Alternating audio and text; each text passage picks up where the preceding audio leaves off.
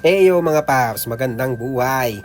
Ganingal do ngay ni chuta mo SM at pagitala mo rin ng super cute na makalagi kining lala may balo ng house karan pero makatulala. Itsura! Ayan nung pangadagul matampo ng pangadagulipan pero aliwa rin kaya katamong main event.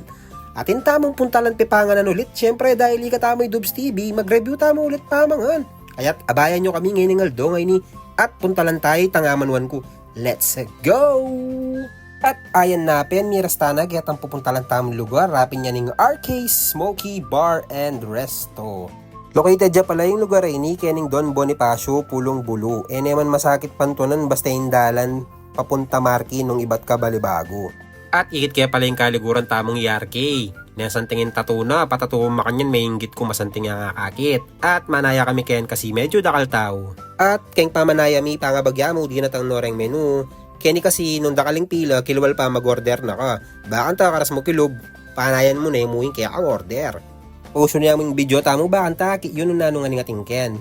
Atin tamong unlimited platter for 799 pesos only and atin pang 4 options of platter ika ng bala ng trip mo. Sobrang premium ing dageni guys, maperso, atin lang beef, atin lang pork, smoked chicken, steak, 10 soup.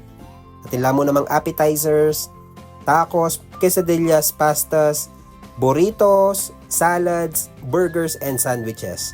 Nyadakal talaga pagpilinan Kenny, kaman dumanup. At nung mag-birthday na kaman, natin lang unlimited free platters for the birthday celebrant. Basta ating 5 paying adults. O pabwiri pwede kanto.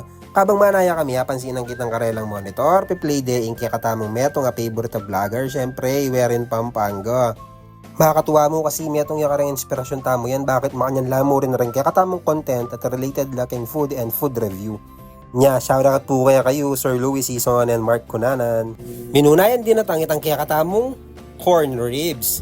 Tapos pangabagya din natang itang mashed potato. Katukinan niyang din natang itang saucy carbonara na sobrang mapwersa nating kayabe garlic bread. At nano pang gagawan tamo, syempre panggiligitan man kita na yan, muna tayong takman tang mais or corn ribs.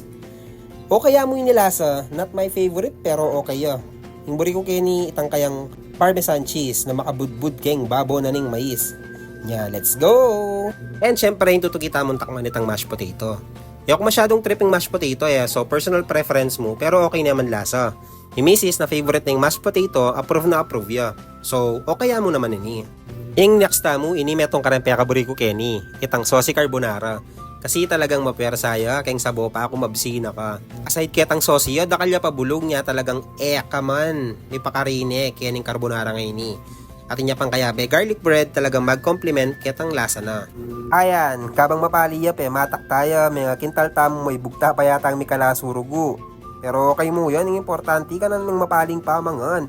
Approve na approve, 9 out of 10. At pangabagya mo, hindi natang ng kakatamong main order na Angus beef belly with fried rice, salad, and dip na talaga namang mag-complement kang lasa na.